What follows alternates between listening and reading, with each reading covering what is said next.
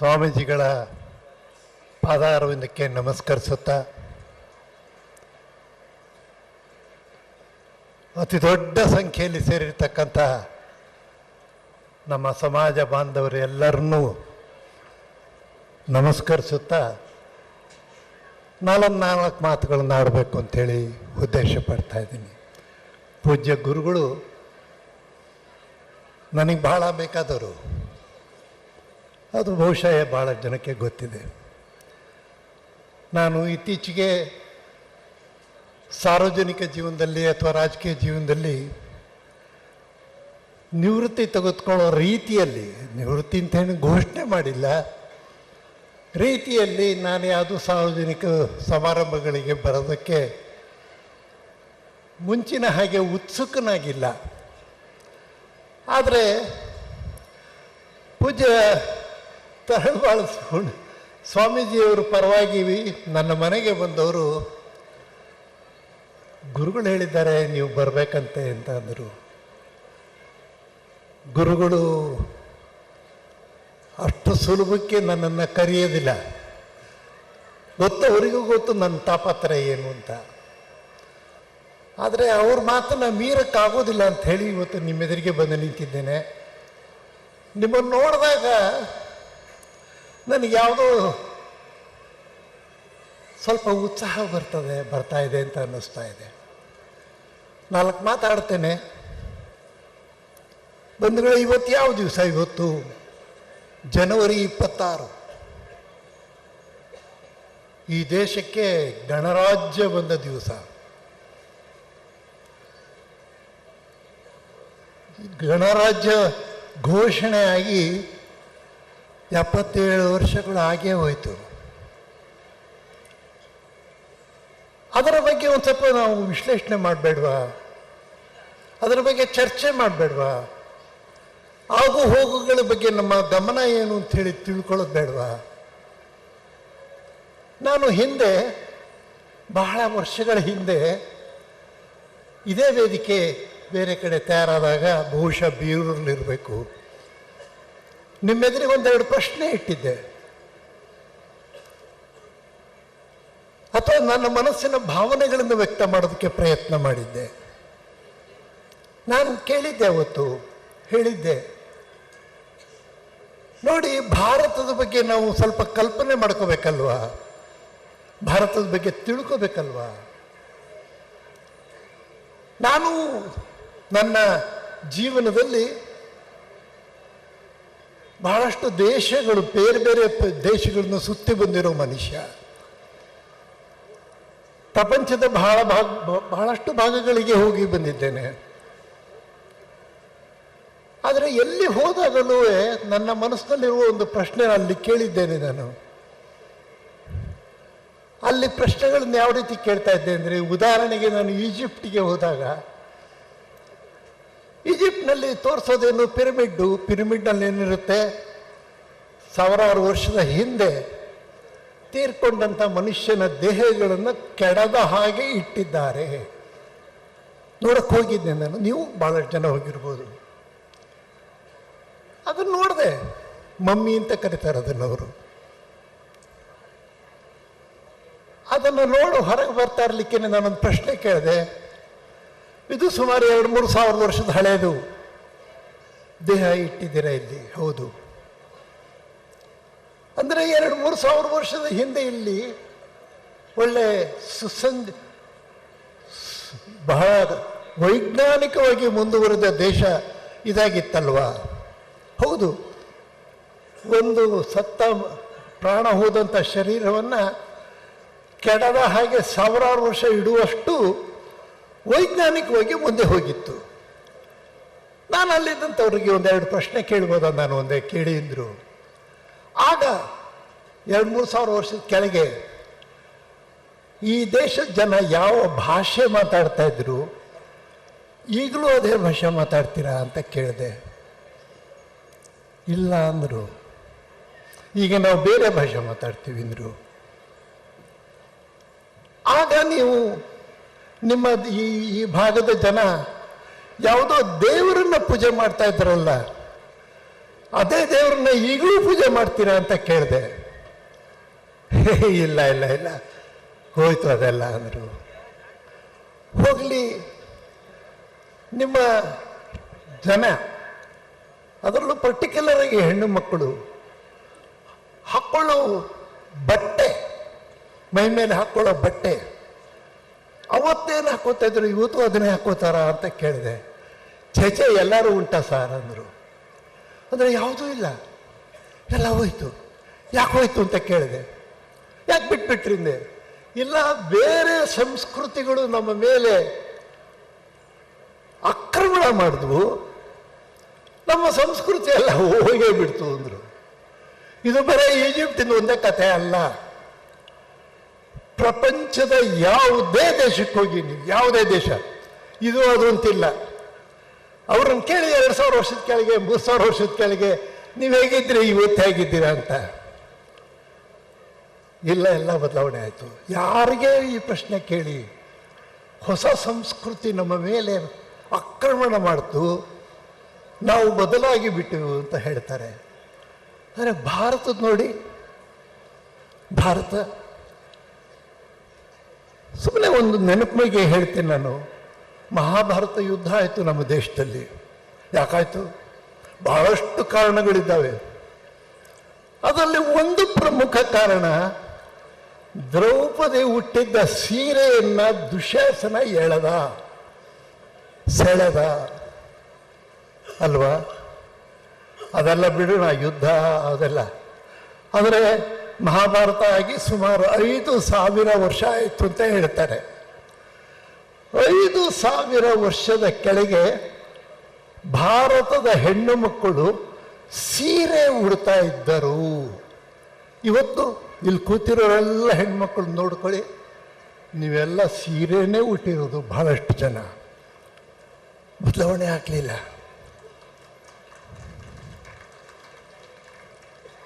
ರಾಮಚಂದ್ರ, ಪ್ರಭು ಶ್ರೀರಾಮಚಂದ್ರ ಲಂಕೆಗೆ ಯುದ್ಧಕ್ಕೆ ಹೊರಡುವಾಗ ರಾಮೇಶ್ವರದಲ್ಲಿ ಒಂದು ದೇವರನ್ನ ಪ್ರತಿಷ್ಠಾಪನೆ ಮಾಡಿ ಹೋಗಿದ.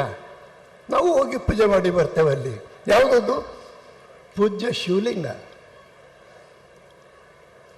ಪ್ರಭು ರಾಮಚಂದ್ರ ಯಾವ 5000 ಅಲ್ಲ, ಅದಕ್ಕಿಂತ ಹಿಂದಿನ 50,000 ವರ್ಷದ ಮನುಷ್ಯ ಅಂತ ಹೇಳ್ತಾರೆ. ಅವನು ಲಿಂಗ ಪೂಜೆ ಮಾಡಿ ಹೋದ. ಇಲ್ಲಿ ಕೂತಿರೋ ನಾವೆಲ್ಲ ಯಾಕೆ ಪೂಜೆ ಮಾಡ್ತೀವಿ?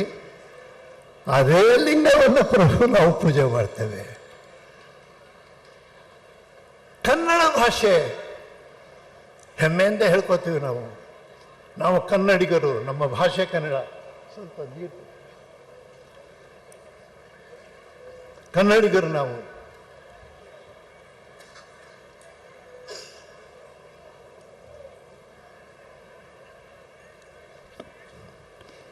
ಕನ್ನಡ ಭಾಷೆಗೆ ನನಗೆ ಗೊತ್ತಿರುವ ಹಾಗೆ ಸುಮಾರು 2000 ವರ್ಷದ ಇತಿಹಾಸ ಇದೆ. 2000 ವರ್ಷದಿಂದ ಕನ್ನಡ ಹಾಗೇ ಇದೆ ಇವತ್ತು. ಅದು ಸ್ವಲ್ಪ ಸಣ್ಣ ಪಟ್ಟ ಅಭಿವೃದ್ಧಿ ಹೊಂದಿದೆ. ತಮಿಳು ಇನ್ನೂ ಹಳೆಯದು ಅಂತ ಹೇಳ್ತಾರೆ, ಸಂಸ್ಕೃತ ಅದಕ್ಕೂ ಹಳೆಯದು ಅಂತ ಹೇಳ್ತಾರೆ. ಇವತ್ತು ಇದಾವೆ ಭಾಷೆ, ದೇವರು, ನಂಬಿಕೆ, ವೇಷಭೂಷಣ. ನಮ್ಮೇಲೇನು ಆಕ್ರಮಣ ಆಗಲಿಲ್ವಾ? ನಾನು ಅದಕ್ಕೆ ಶುರುನಲ್ಲಿ ಹೇಳಿದ್ದು, ಇವತ್ತು ಜನವರಿ 26 ಗಣರಾಜ್ಯೋತ್ಸವ. ಏಕೆ? ಏನದು? ಸ್ವಾತಂತ್ರ್ಯವನ್ನು ಗಳಿಸಿ ಹೋಗಿದ್ದಂಥ ಸ್ವಾತಂತ್ರ್ಯವನ್ನು ಪಡೆದು ಗಣರಾಜ್ಯವನ್ನು ಮಾಡಿ ಸ್ಥಾಪನೆ ಮಾಡಿದ ದಿವಸ ಇವತ್ತು. ಅಂಥ ಗಣರಾಜ್ಯದ ದಿವಸ ನಾನು ಇದನ್ನು ಯೋಚನೆ ಮಾಡ್ತಾ ಇದ್ದೇನೆ. ಭಾರತದ ಮೇಲೆ ಆಕ್ರಮಣಗಳಾಗಲಿಲ್ಲ ಅಂದ್ರೆ ನಮ್ಮದು ಹೋಗಿತ್ತಲ್ಲ ಸ್ವಾತಂತ್ರ್ಯ. 1000 ವರ್ಷಗಳ ಕಾಲ ಗುಲಾಮಗಿರಿಯಲ್ಲಿ ಇದ್ವಲ್ಲ ನಾವು. 1-2 ವರ್ಷ ಅಲ್ಲ, ಬರೀ 200 ವರ್ಷ ಏನು ಬ್ರಿಟಿಷರು, ಅದ್ರ ಹಿಂದೆ ಮೊಘಲರು, ಹೂಣರು, ಶಕರು ಯಾರ್ಯಾರೋ ಬಂದು ನಮ್ಮ ದೇಶ ಲೂಟಿ ಹೊಡೆದು ನಮ್ಮನ್ನು ಗುಲಾಮರನ್ನಾಗಿ ಮಾಡಿ ಹೋದರು. ಆದರೂ ನಮ್ಮ ತಾಯಂದಿರು ಇವತ್ತೂ ಸೀರೆ ಉಡ್ತಾರೆ. ನಾವು ಅದೇ ಕನ್ನಡವನ್ನು ಮಾತಾಡ್ತೇವೆ. ಅದೇ ಲಿಂಗ ಪೂಜೆಯನ್ನು ನಾವು ಮಾಡ್ತೇವೆ. ಹಾಗಾದರೆ ಭಾರತ ಹೇಗೆ ಉಳ್ಕೊಳ್ತು? ಅವೆಲ್ಲ ಸಂಸ್ಕೃತಿಗಳ ಆಘಾತಕ್ಕೆ ಹಾಳಾಗಿ ಹೋಯಿತು. ಆದರೆ ಭಾರತದ ಸಂಸ್ಕೃತಿ ಹಾಗೆ ಉಳಿದು ಬಿಡ್ತಲ್ಲ. ಏನು ಕಾರಣ? ನಾನು ಸುಲಭಕ್ಕೆ ಉತ್ತರ ಹೇಳಿದ್ದೆ ಅವತ್ತು. ಈ ಸಂಸ್ಕೃತಿಯನ್ನು ಕಾಪಾಡ್ಕೊಂಡ್ಬಂದವರು ತರ್ತರವರಿ ಜನ ಇದ್ದಾರೆ ನಮ್ಮ ದೇಶದಲ್ಲಿ. ಅದರಲ್ಲಿ ಪ್ರಮುಖವಾಗಿ ಈ ವೇದಿಕೆ ಮೇಲೆ ಕೂತಿರ್ತಕ್ಕಂಥ ಕಾವಿ ವಸ್ತ್ರಧಾರಿಗಳು, ಸನ್ಯಾಸಿಗಳು ಈ ದೇಶವನ್ನು ಕಾಪಾಡ್ಕೊಂಡ್ಬಂದರು, ಸಂಸ್ಕೃತಿಯನ್ನು ಕಾಪಾಡ್ಕೊಂಡ್ಬಂದರು. ಇದಕ್ಕೆ ಬೇರೆ ಬೇರೆ ಈ ಮಣ್ಣಿನ ಗುಣನೂ ಇದೆ. ನಾವು ಬಿಡುವುದಿಲ್ಲ, ಬೇಕಾದಷ್ಟು ಸೋತಿರ್ಬೋದು. ನಮ್ಮ ಮೇಲೆ ಆಘಾತಗಳು ಆದವಲ್ಲ, ಬೇರೆ ದೇಶದವ್ರು ಬಂದಿದ್ದು. ನಾವೇನು ಬಡವರಿದ್ವಿ, ಪಾಪ ಭಾರತೀಯರಿಗೇನು ತಿನ್ನಕ್ಕಾಗಲ್ಲ, ಉಣ್ಣಕ್ಕಾಗಲ್ಲ, ಅವ್ರಿಗೇನೋ ಸಹಾಯ ಮಾಡೋಣ ಅಂತ ಬಂದ್ರೇನು ಇಲ್ಲ. ಭಾರತವನ್ನು ದರೋಡೆ ಮಾಡೋಕ್ಕೆ ಬಂದಿದ್ದು. ದರೋಡೆಕಾರರು ಬಡವರ ಮನೆಗೆ ಹೋಗೋದಿಲ್ಲ ಸ್ವಾಮಿ, ಶ್ರೀಮಂತರ ಮನೆಗೆ ಹೋಗೋದು. ಅಂದರೆ ಭಾರತ ಶ್ರೀಮಂತ ದೇಶ ಆಗಿತ್ತು. ಹಾಗಾಗಿ ಎಲ್ಲ ಕಳ್ಕೊಂಡ್ವಿ. ಆದರೆ ಯಾಕೆ ಕಳ್ಕೊಂಡ್ವಿ? ನಾನು ವಿಶ್ಲೇಷಣೆ ಮಾಡಿದಾಗೆ ನನ್ನ ತಪ್ಪಿರ್ಬೋದು. ಭಾರತ ಶ್ರೀಮಂತ ದೇಶ ಆರ್ಥಿಕವಾಗಿ ಆಗಿತ್ತು, ವೈಜ್ಞಾನಿಕವಾಗಿ ಆಗಿತ್ತು. ಆದರೆ ನಮ್ಮ ಸೈನ್ಯ ಶಕ್ತಿ, ಮಿಲಿಟರಿ ಶಕ್ತಿ ಇಲ್ಲದೆ ಹೋಗಿಬಿಡ್ತು. ಯುದ್ಧಗಳಲ್ಲಿ ಸೋತು ಬಿಟ್ವಿ ನಾವು. ಹಾಗಾಗಿ ನಾವು ಪರಕೀಯರ ದಾಸಗಳು, ಅವರ ಕೈ ಕೆಳಗೆ ಬಾಳಬೇಕಾಗಿ ಬಂತು. ಇವತ್ತು ಗಣರಾಜ್ಯೋತ್ಸವ ದಿವಸ ನಾವು ಒಂದೆರಡು ವಿಷಯಗಳನ್ನ ನೆನಪಿಟ್ಕೋಬೇಕಲ್ವಾ, ನೆನಪು ಮಾಡ್ಕೋಬೇಕಲ್ವಾ. ಒಂದು, ಭಾರತ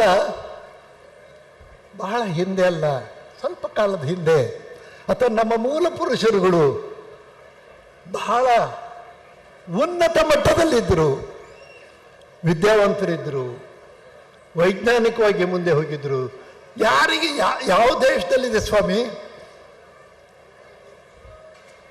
ಹುಣ್ಣಿಮೆ ಯಾವತ್ತಾಗುತ್ತೆ ಅಂತ ಹೇಳಿ ಭಾರತದ ಒಬ್ಬ ಸಾಮಾನ್ಯ ಒಬ್ಬ ಅರ್ಚಕನಿಗೆ ಕೇಳಿದ್ರೆ ಹೇಳ್ತಾನೆ. ಅವನು ಲೆಕ್ಕ ಹಾಕಿ ಹೇಳ್ತಾರೆ. ಯಾವ ದೇಶದವರು ಹೇಳ್ತಾರೆ ಇದನ್ನು? ಯಾವತ್ತು ಗ್ರಹಣ ಆಗುತ್ತೆ ಅನ್ನೋದು ಕರೆಕ್ಟಾಗಿ ಹೇಳ್ತಾರೆ. 2 ಗಂಟೆ 10 ನಿಮಿಷ 32 ಸೆಕೆಂಡಿಗೆ ಹಿಡಿಯುತ್ತೆ ಅಂತ ಹೇಳ್ತಾರೆ. ಯಾವ ದೇಶದಲ್ಲಿದೆ ಸ್ವಾಮಿ ಇದು? ಯಾರಿಗೆ ಗೊತ್ತಿದೆ ಇದು? ಅಂದರೆ ಭಾರತ ಇದೆಲ್ಲ ಇತ್ತು, ಎಲ್ಲ ಇದ್ದು ಕಳ್ಕೊಂಡ್ಬಿಟ್ವಲ್ಲ. ಕಳ್ಕೊಂಡಿದ್ದಕ್ಕೆ ಕಾರಣ ನಮ್ಮ ಕ್ಷಾತ್ರ ಬಲ ಇಲ್ಲದೆ ಹೋಗಿದ ಕಾರಣ. ಕ್ಷಾತ್ರ ಬಲ ಯಾಕೆ ಇರಲಿಲ್ಲ? ನಾವು ಒಗ್ಗಟ್ಟಾಗೇ ಇರಲಿಲ್ಲ. ಅವ್ರನ್ನ ಬಂದರೆ ಇವರಿಗೆ ಆಗಲ್ಲ, ಇವ್ರನ್ನ ಕಂಡ್ರೆ ಅವರಿಗಾಗಲ್ಲ, ರಜಪೂತರನ್ನ ಕಂಡ್ರೆ ಮರಾಠರಿಗಾಗಲ್ಲ, ಮರಾಠರನ್ನ ಕಂಡ್ರೆ ಇನ್ನೊಬ್ರಿಗಾಗಲ್ಲ, ಮತ್ತೊಬ್ಬರನ್ನ ಕಂಡ್ರೆ ಇನ್ನೊಬ್ರಿಗಾಗಲ್ಲ. ಈ ರೀತಿ ಎಲ್ಲ ಕಳ್ಕೊಂಡ್ವಲ್ಲ ನಾವು. ಜೊತೆಗೆ ಕಳ್ಕೊಂಡಿದ್ದ ಜೊತೆಗೆ ಇನ್ನೊಂದೆರಡು ಕಳ್ಕೊಂಡಿದ್ದೇವೆ. ಇಲ್ಲಿ ಕೂತಿರೋದು ತುಂಬ ಜನಕ್ಕೆ, ನನಗೆ ಈಗ 86 ವರ್ಷ. ನಾನು ಸ್ಕೂಲ್ನೊಳಗೆ ಓದ್ತಾ ಇದ್ದಿದ್ದೇನು ಅಂದರೆ, ಭಾರತ ಅಂದರೆ ಸೋಲಿನ ದೇಶ, ಇದು ಸೋಲದೇ ಕೆಲಸ. ಈ ದೇಶನ ಮೊಘಲರು ಬಂದರು, ಎಲ್ಲ ಖಾಲಿ ಮಾಡೋದ್ರು, ಹೋದರು. ಹೂಣರು ಬಂದರು, ಶಕರು ಬಂದರು, ಬ್ರಿಟಿಷರು ಬಂದರು, ಡಚ್ಚರು ಬಂದರು, ಪೋರ್ಚುಗೀಸರು ಬಂದರು, ಫ್ರೆಂಚರು ಬಂದರು. ಇಟ್ಟಿಟ್ಟೆ ದೇಶಗಳು ಅವ್ರು ಬಂದು ನಮ್ಮನ್ನೆಲ್ಲ ಹೋದರು. ಭಾರತ ಅಂದರೆ ಸೋಲಿನ ದೇಶ. ನಮ್ಮ ಕಾಲದಲ್ಲಿ ಒಂದು ಮಾತಿತ್ತು, ಈಗಿನ ಹುಡುಗರ ಮಾತು ಅರ್ಥ ಆಗುತ್ತೋ ಅಲ್ಲೋ ಗೊತ್ತಿಲ್ಲ. ನಮಗೆ ಹೇಳ್ತಾ ಇದ್ರು, after all we are Indians. ನಾವು ಭಾರತೀಯರಪ್ಪ, ನಮ್ಮ ಕೈಲಿ ಏನು ಮಾಡೋಕ್ಕಾಗಲ್ಲ ಅಂತ. ನಾವೀಗ ಹೇಳಬೇಕಲ್ವಾ, ಎಸ್ ವಿ ಆರ್ ಇಂಡಿಯನ್ಸ್.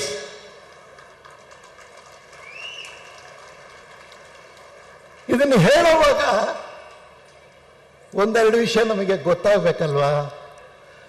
ನಮಗೆ ತಪ್ಪು ಮಾಹಿತಿ ಕೊಟ್ಟು, ನಮ್ಮನ್ನು ತಪ್ಪು ಹಾದಿಗೆ ದೊಬ್ಬಿ ಬಿಟ್ಟು ಈ ದೇಶವನ್ನು ಹಾಳು ಮಾಡಿದ ಇಂಗ್ಲಿಷ್ನವ್ರ ಮಾತನ್ನೇ ಕೇಳ್ಕೊಂಬಂದ್ವಿ. ಸುಮಾರು ಸ್ವಾತಂತ್ರ್ಯ ಬಂದು 50 ವರ್ಷ 60 ವರ್ಷ ಆದರೂ ನಮಗೆ ಅಲೆಕ್ಸಾಂಡರ್ ದಿ ಗ್ರೇಟ್ ಪಾಠ ಹೇಳ್ಕೊಟ್ಟಿದ್ದ. ಅಲೆಕ್ಸಾಂಡರ್ ಯಾರು? ನಮ್ಮ ದೇಶ ಲೂಟಿ ಮಾಡೋಕ್ಕೆ ಬಂದಿದ್ದು ಒಬ್ಬ ಗ್ರೀಸ್ ದೇಶದ ದೊರೆ. ಅವನು ಗ್ರೇಟ್ ಅಂತೆ. ಹ್ಯಾಕ್ ಸ್ವಾಮಿ ನಮ್ಮ ದೇಶಕ್ಕೆ, ನಮ್ಮ ಅಜ್ಜನ ಮುತ್ತಜ್ಜನ ಯುದ್ಧದಲ್ಲಿ ಸೋಲಿಸಿದವನು ನನಗೆ ಹೇಗೆ ಸ್ವಾಮಿ ಗ್ರೇಟ್ ಆಗ್ತಾನೆ? ಹಾಗೆ ನಮ್ಮನ್ನು ಆಳಿದವರೆಲ್ಲ ಗ್ರೇಟ್ಗಳು. ಹೋರಾಟ ಮಾಡಿದವ್ರ ಹೆಸರು ಎಲ್ಲೂ ಇಲ್ಲ. ಹಾಗಾಗಿ ಈ ದೇಶದೊಳಗೆ ಇವತ್ತು ನಾನು ಬರುವಾಗ ಹಾದಿಯಲ್ಲಿ ಕೆಲವರು ಮಾತಾಡೋದನ್ನ ಕಿವಿ ಮೇಲೆ ಬೀಳ್ತಾ ಇತ್ತು. ನಮಗೆ ರಸ್ತೆ ಆಗಬೇಕು, ನಮಗೆ ನೀರು ಬೇಕು, ಗದ್ದೆಗಳಿಗೆ ನೀರು ಬೇಕು, ಕೆರೆಗಳಿಗೆ ನೀರು ಬೇಕು, ದೀಪ ಬೇಕು, ಶಾಲೆ ಬೇಕು, ಆಸ್ಪತ್ರೆ ಬೇಕು, ಇದೆಲ್ಲ ಬೇಕು. ಹೌದು, ಇದೆಲ್ಲ ಕೊಟ್ಟುವೆ ಆ ದಾಸ್ಯ ಮನೋಭಾವನೆ ಹಾಗೆ ಇದ್ರೆ ನಾವು ಉದ್ಧಾರ ಆಗ್ತೀವ? ನಾನು ಹೇಳ್ತೇನೆ, ಸಾಧ್ಯನೇ ಇಲ್ಲ. ಉದ್ಧಾರ ಆಗಬೇಕು ಅಂದರೆ ನಾವು ಸ್ವಾಭಿಮಾನ ಬರಬೇಕು ನಮಗೆ. ಹೌದು, ನಾನು ಭಾರತೀಯ, ನಾವು ಭಾರತೀಯರು ಪ್ರಪಂಚವನ್ನು ಗೆದ್ದಿದ್ದರು ಹಿಂದೆ, ಯುದ್ಧದಲ್ಲಿಂದ ಅಲ್ಲ, ಅವರ ಮನಸ್ಸುಗಳನ್ನು ಗೆದ್ದಿದ್ವಿ. ಭಾರತ ಎಂದು ಇನ್ನೊಬ್ಬರ ಮೇಲೆ ಯುದ್ಧ ಮಾಡಲಿಲ್ಲ, ಮನಸ್ಸುಗಳನ್ನು ಗೆದ್ದಿದ್ವಿ. ಅಂತ ಭಾರತೀಯರು ನಾವು ಆಗಬೇಕು. ಇದು ನೆನಪು ಮಾಡ್ಕೊಳ್ಳೋದು ದಿವಸ ಗಣರಾಜ್ಯೋತ್ಸವ ದಿವಸ ಅಲ್ವಾ ಸ್ವಾಮಿ? ಇವತ್ತಾನೆ ನಾವು ಯೋಚನೆ ಮಾಡಬೇಕಾಗಿರೋದು.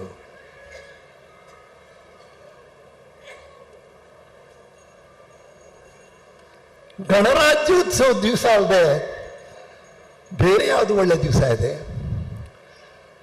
ನಾನು ಸ್ವಲ್ಪ ಒಂದು 6-8 ತಿಂಗಳ ಕೆಳಗೆ ಅಥವಾ 1 ವರ್ಷ ಆಯ್ತೇನೋ, ಪೂಜ್ಯ ಶ್ರೀಗಳು ಅದ್ಭುತವಾಗಿ ನಡೆಸ್ತಕ್ಕಂಥ ಶಾಲೆಗಳ ಒಂದು ಕಾರ್ಯಕ್ರಮಕ್ಕೆ ನನ್ನನ್ನು ಕರೆದಿದ್ದರು. ನಾನು ಹೋಗಿದ್ದೆ.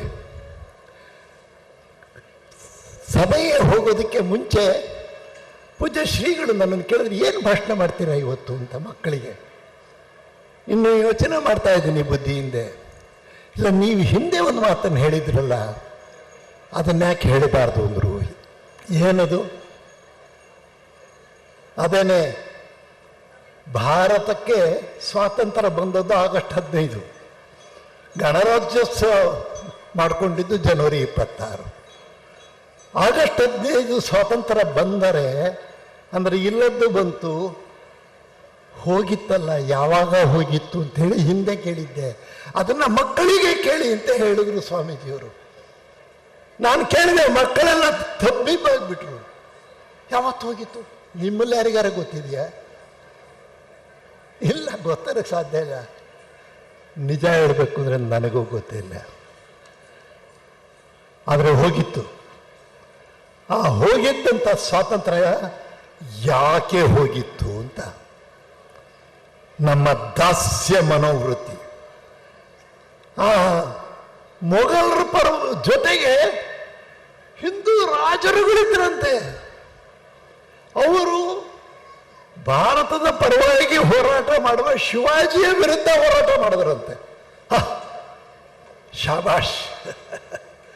ಎಲ್ಲಿಗೆ ಹೋಗ್ಬಿಟ್ಟಿತ್ತು ಭಾರತ? ಮತ್ತದೇ ಸ್ಥಿತಿ ಬಂದಿತ್ತು. ಹುಷಾರ್! ನಮ್ಮಲ್ಲಿರ್ತಕ್ಕಂಥ ನಮ್ಮ ಭೇದಗಳನ್ನು ಮರಿದೇ ಹೋದರೆ ನಾವೆಲ್ಲ ಒಂದು, ನಾವೆಲ್ಲ ಭಾರತೀಯರು, ಭಾರತಕ್ಕಾಗಿ ಬದುಕಿದ್ದೇವೆ, ಭಾರತಕ್ಕಾಗಿ ಬಾಳ್ತೇವೆ, ಭವ್ಯ ಭಾರತವೇ ನಮ್ಮ ಗುರಿ ಅಂತ ಹೇಳಿ ನಾವು ಪಣ ತೋಡದೆ ಹೋದರೆ ಈ ದೇಶಕ್ಕೆ ಮತ್ತೊಮ್ಮೆ ಶನಿಕಾಟ ಬಂದಿತ್ತು. ಹುಷಾರ್! ಇದನ್ನ ಯಾವತ್ತೊಮ್ಮೆ ನಾನು ಹೇಳಬೇಕು. ನಮ್ಮ ಮಕ್ಕಳಿಗಂತೂ ಶಾಲೆಯಲ್ಲಿ ಹೇಳ್ಕೊಡ್ತಾರೋ ಅನ್ನೋದು ಗೊತ್ತಿಲ್ಲ, ನನಗಂತೂ ಹೇಳ್ಕೊಡ್ಲಿಲ್ಲ. ನಾನು ಶಾಲೆಗೆ ಹೋಗ್ತಾ ಇದ್ದಾಗ ಹೇಳ್ಕೊಡ್ಲೇ ಇಲ್ಲ. ಈಗಲೂ ಹೇಳ್ಕೊಡ್ತೀವಿ ಅಂದರೆ ಕೆಲವರು ವಿರೋಧ ಮಾಡ್ತಾರೆ. ಭಾರತ ಭವ್ಯವಾಗಿತ್ತು. ಈ ಥರದ ಸ್ವಾಮೀಜಿ ಅಂತವರು ರಾಜ ಮಹಾರಾಜರನ್ನ ನಮ್ಮ ಆಶ್ರಮದಲ್ಲಿ ಒಬ್ಬ ಸಾಧಾರಣ ವ್ಯಕ್ತಿಯ ಹಾಗೆ ಅವ್ರನ್ನ ಕೂರಿಸ್ಕೊಂಡು ಪಾಠ ಹೇಳ್ತಾ ಇದ್ರು ಅನ್ನೋದನ್ನ ನಮ್ಮ ಮಕ್ಕಳಿಗೆ ಹೇಳ್ಕೊಡ್ಬಾರ್ದಂತೆ. ಆ ಥರದ ಮಾತುಗಳು ಆಡೋರಿದ್ದಾರೆ. ಹುಷಾರ್. ಈ ಥರದ ಮಾತುಗಳಿಂದ, ಕೃತ್ಯಗಳಿಂದ ನಾವು ಒಮ್ಮೆ ಹಾಳಾಗಿದ್ದೇವೆ, ಅಷ್ಟು ಬಾರಿ ಹಾಳಾಗಿದ್ದೇವೆ. ಆದರೆ ನಾವೆಲ್ಲರೂ ಒಂದು. ನಾವು ಈ ಭಾರತೀಯರು ಭಾರತವನ್ನು ನಾವು ಕಟ್ತೇವೆ, ಭಾರತಕ್ಕಾಗಿ ಬಾಳ್ತೇವೆ. ಅವಶ್ಯಕತೆ ಬಿದ್ದರೆ ಇವತ್ತು ಬೆಳಿಗ್ಗೆ ಎಲ್ಲ ನೋಡಿದ್ವಿ ನಾವು. ಎಷ್ಟು ಜನ ನೋಡಿದ್ರು ಎಲ್ಲೋ ಗೊತ್ತಿಲ್ಲ, ನಾನಂತೂ ನೋಡಿದೆ. ನಮ್ಮ ವೀರ ಸೈನಿಕರು ಅವಶ್ಯಕತೆ ಬಿದ್ದರೆ ಪ್ರಾಣ ಕೊಟ್ಟಾದರೂ ಈ ದೇಶವನ್ನು ರಕ್ಷಣೆ ಮಾಡ್ತೇವೆ ಅನ್ನೋರನ್ನ ನಾವು ಆಗಬೇಕು ಅಂತ ಹೇಳ್ತಕ್ಕಂಥ ಮಾತನ್ನು ಹೇಳ್ತಾ, ಗಣರಾಜ್ಯೋತ್ಸವ ದಿವಸ ಈ ರೀತಿಯ ಒಂದು ಭಾರತದ ಬಗ್ಗೆ, ನಮ್ಮ ಜೀವನದ ಬಗ್ಗೆ, ನಮ್ಮನ್ನು ನಾವು ಅರ್ಥ ಮಾಡ್ಕೊಳ್ಳೋ ಬಗ್ಗೆ, ನಮ್ಮ ಪೂರ್ವಿಕರನ್ನ ಅರ್ಥ ಮಾಡ್ಕೊಳ್ಳೋದ್ರ ಬಗ್ಗೆ ನಾವೊಮ್ಮೆ ಯೋಚನೆ ಮಾಡೋಣ. ಬಾಕಿ ಎಲ್ಲ ವಿಷಯಗಳು ಇದ್ದೇ ಇರ್ತವೆ. ಈಗ ನೀವು ಕೇಳಿದ ಕೆರೆ, ಕಟ್ಟೆ, ಜಮೀನು, ನೀರು, ದೀಪ, ಆಸ್ಪತ್ರೆ, ಶಾಲೆ ಎಲ್ಲ ಆದಮೇಲೆ ಮುಗಿದೋಯ್ತಾ? ಇನ್ನೂ ಏನಾದರೂ ಖಾಲಿ ಇರ್ತದೆ, ಬಾಕಿ ಇರ್ತದೆ. ಅದಾಗಬೇಕು, ಅದಾಗಬಾರ್ದು ನಾನು ಹೇಳೋದಿಲ್ಲ. ಅದನ್ನು ಮಾಡಿದೆ. ಒಂದು ಮಾತನ್ನು ಹೇಳಿ ನಾನು ಮುಗಿಸ್ತೇನೆ. ನಾನು ಈ ಕರ್ನಾಟಕ ರಾಜ್ಯದ ವಿದ್ಯಾಸಚಿವನಾಗಿದ್ದೆ, ಹೈಯರ್ ಎಜುಕೇಷನ್ ಮಿನಿಸ್ಟರ್ ಆಗಿದ್ದೆ. ಮಿನಿಸ್ಟರ್ ಆಗೋಕ್ಕೆ ಸ್ವಲ್ಪ ದಿವಸ ಮುಂಚೆ ನಾನು ವಿರೋಧ ಪಕ್ಷದ ನಾಯಕ ಆಗಿದ್ದೆ ವಿಧಾನ ಪರಿಷತ್ನಲ್ಲಿ. ಎಸ್.ಎಂ. ಕೃಷ್ಣ ಅವರು ಆಗ ಮುಖ್ಯಮಂತ್ರಿಗಳು. ಅವರ ಬಜೆಟ್ ಭಾಷಣದ ಮೇಲೆ ನಾನು ಮಾತಾಡ್ತಾ ಒಂದು ಮಾತನ್ನು ಹೇಳಿದ್ದೆ. ಕೃಷ್ಣ ಅವರೇ, ನಾಲೆಡ್ಜ್ ಕಮಿಷನ್ ರಿಪೋರ್ಟ್ ಬಂದಿದೆ. ದೇಶದ ನಾಗರಿಕರಲ್ಲಿ ಈ ಒಂದು ದರಿದ್ರ ದಿನಗಳ ಕಾಲದ ಪ್ರಭಾವದಿಂದ ಮಕ್ಕಳಲ್ಲಿ ಎಜುಕೇಷನ್ ಸಿಗ್ತಾ ಇಲ್ಲ, ಹೈಯರ್ ಎಜುಕೇಷನ್ ಯಾರಿಗೂ ಸಿಗ್ತಾಯಿಲ್ಲ. ಅಂದರೆ PU ನಂತರದ ಕಾಲೇಜುಗಳು ಎಲ್ಲೂ ಇಲ್ಲೇ ಇಲ್ಲ. ಕರ್ನಾಟಕದಲ್ಲಿ ಬಹಳ ಕಡಿಮೆ ಸಂಖ್ಯೆಯಲ್ಲಿದ್ದಾವೆ, ಮಾಡಿ ಅಂತ ಅವ್ರು ಯಾವುದೋ ಕಾರಣ ಹೇಳಿದ್ರು. ನನಗೂ ಅವ್ರಿಗೆ ಸ್ವಲ್ಪ ವಾದ ಆಯಿತು. ಕಡೆಗೆ ಅವ್ರ ಮಾತನ್ನು ಯಾಕೆ ಹೇಳಿದ್ರು ಗೊತ್ತಿಲ್ಲ. ಪಾಪ ಅವ್ರನ್ನ ನೆನೆಸ್ಕೋಬೇಕು ನಾನು. ಮುಂದೆ ಒಂದು ದಿವಸ ನೀವು ಯಾವ ಥರ ಮಂತ್ರಿ ಆದರೆ ನೀವು ಮಾಡಿರಿ ನೋಡೋಣ ಅಂದರು. ಯೋಗ ನಾನು ಮಂತ್ರಿ ಆದೆ, ಉನ್ನತ ಶಿಕ್ಷಣ ಸಚಿವನಾದೆ. ನಾನು ಎಲ್ಲ ಅಂಕಿಅಂಶಗಳನ್ನು ತೆಗೆದುಕೊಂಡೆ. ನಾನು ಮಂತ್ರಿ ಆಗುವ ತನಕ ಈ ರಾಜ್ಯದಲ್ಲಿ, ಇಡೀ ಕರ್ನಾಟಕದಲ್ಲಿ ಡಿಗ್ರಿ ಕಾಲೇಜು, ಸರ್ಕಾರಿ ಡಿಗ್ರಿ ಕಾಲೇಜುಗಳು ಇದ್ದದ್ದು 158. ಎಷ್ಟಿದ್ದು? 158 ಡಿಗ್ರಿ ಕಾಲೇಜ್ ಇಡೀ ರಾಜ್ಯದಲ್ಲಿದ್ದವು. ನಾನು ಮಂತ್ರಿಯಾಗಿ ಯಾವತ್ತು ಯೋಚನೆ ಮಾಡಿದ್ನಲ್ಲ, ನಾಲೆಡ್ಜ್ ಕಮಿಷನ್ ರಿಪೋರ್ಟ್ ಓದಿದ್ದೆ, ಅದ್ರ ಬಗ್ಗೆ ಚರ್ಚೆ ಮಾಡಿದ್ದೆ, ದೊಡ್ಡವ್ರ ಜೊತೆಗೆ ಮಾತಾಡಿದ್ದೆ. ಅವುಗಳ ಆಧಾರದಿಂದ ನಾನು ಹೇಳಿದೆ, ಇಲ್ಲಿ ಕಾಲೇಜುಗಳ ಸಂಖ್ಯೆ ಜಾಸ್ತಿ ಆಗಲೇಬೇಕು ಅಂತ ಹಠ ಹಿಡಿದು ಮಾಡಿದೆ. ಸಿಂಗಲ್ ಆರ್ಡರ್ನಿಂದ ಮಾಡಿದೆ. ಎಷ್ಟು ಮಾಡಿದೆ? ಸಿಂಗಲ್ ಆರ್ಡರಲ್ಲಿ 184 ಹೊಸ ಕಾಲೇಜುಗಳನ್ನ ನಾನು ಸ್ಥಾಪನೆ ಮಾಡಿದೆ ಸ್ವಾಮಿ. ಈ ರೀತಿ ಯೋಚನೆ ಮಾಡಿ, ಏನು ಕಾಲೇಜ್ ಆಗ್ತಾ ಎಲ್ಲರಿಗೂ ಡಿಗ್ರಿ ಅಥವಾ ಕೆಲಸ ಸಿಕ್ಬಿಡ್ತಾ ಅಂತ ಪ್ರಶ್ನೆ ಕೇಳಿದ್ರೆ ನನ್ನ ಹತ್ರ ಉತ್ತರ ಇಲ್ಲ. ಎಲ್ಲದೂ ಆಗಬೇಕು. ಈ ರೀತಿಯ ಒಂದು ವ್ಯವಸ್ಥೆ, ಈ ರೀತಿಯ ಒಂದು ಚಿಂತನೆ, ಗಣರಾಜ್ಯೋತ್ಸವದ ದಿವಸಗಳು, ಸ್ವಾತಂತ್ರ್ಯೋತ್ಸವದ ದಿನಗಳು, ಈ ರೀತಿಯ ಒಂದು ವೈಭವದ ಕಾರ್ಯಕ್ರಮ ಇದ್ದಾಗ ಯಾರು ಸಮಾಜಕ್ಕಾಗಿ ಇಷ್ಟು ದೊಡ್ಡ ದೊಡ್ಡ ಕಾರ್ಯಕ್ರಮಗಳನ್ನು ಮಾಡ್ತಾ ಇರ್ತಕ್ಕಂಥ ಪೂಜ್ಯರುಗಳನ್ನು ಎದುರಿಗೆ ಕೂರಿಸ್ಕೊಂಡು ಇರುವಂಥ ದಿವಸಗಳಲ್ಲಿ, ಕಾಲದಲ್ಲಿ ಚಿಂತನೆ ಮಾಡೋಣ ಅಂತ ಹೇಳ್ತಾ, ನನ್ನ ಮನಸ್ಸಿನಲ್ಲಿ ಬಂದಂಥ ಭಾವನೆಗಳನ್ನು ವ್ಯಕ್ತ ಮಾಡಬೇಕು ಅಂತ ಹೇಳಿ ಅನ್ನಿಸ್ತು. ಅದನ್ನು ವ್ಯಕ್ತ ಮಾಡೋದಕ್ಕೆ ಪೂಜ್ಯರುಗಳು ಅನುಮತಿ ಕೊಟ್ಟು ತಾವು ಸಹನೆಯಿಂದ ನನ್ನ ಮಾತನ್ನು ಕೇಳಿದ್ದೀರಾ. ಎಲ್ಲರಿಗೂ ಧನ್ಯವಾದ. ನಮಸ್ಕಾರ.